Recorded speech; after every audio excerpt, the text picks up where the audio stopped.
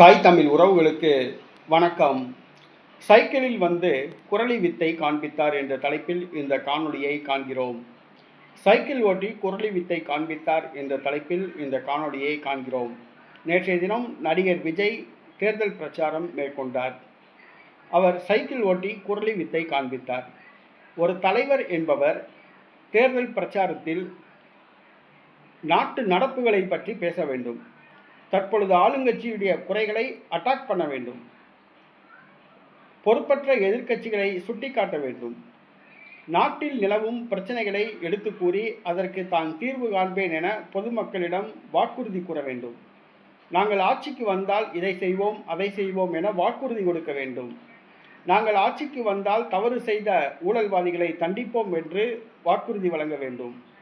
சட்டம் ஒழுங்கை பாதுகாப்போம், கஞ்சா போதை ஒழிப்போம், மதுக்கடைகளை மூடுவோம், தூய குடிநீர் இலவசமாக தருவோம், தரமான மருத்துவம் வழங்குவோம், தடையில்லா மின்சாரம் வழங்குவோம், தரமான கல்வி வழங்குவோம் என வாக்குறுதிகள் வழங்க வேண்டும்.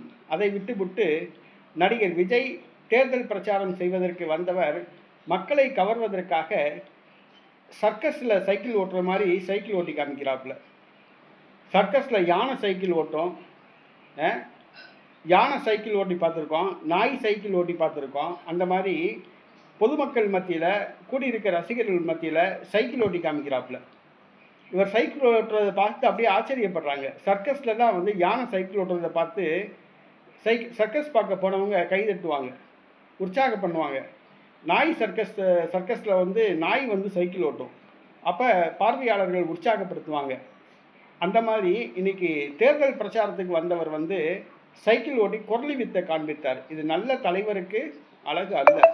உண்மையிலேயே இந்த நாட்டின் மீது அக்கறை கொண்டிருந்தால் இந்த நாட்டு பிரச்சனைகளை பற்றி பேச வேண்டும், ஆளுங்கட்சியின் அட்டகாசங்களை பற்றி பேச வேண்டும், எதிர்க்கட்சிகள் பொறுப்பற்ற முறையில் செயல்படுவதை சுட்டிக்காட்ட வேண்டும். அதை விட்டுவிட்டு இன்னைக்கு சைக்கிள் ஓட்டி காமிக்கிறது, இந்த வடை சுட்டு காமிக்கிறது, புரோட்டா போட்டு ஓட்டு கேட்கறது, டீ போட்டு ஓட்டு கேட்கறது, இதெல்லாம் வந்து நல்ல தலைவர்களுக்கு அழகு கிடையாது.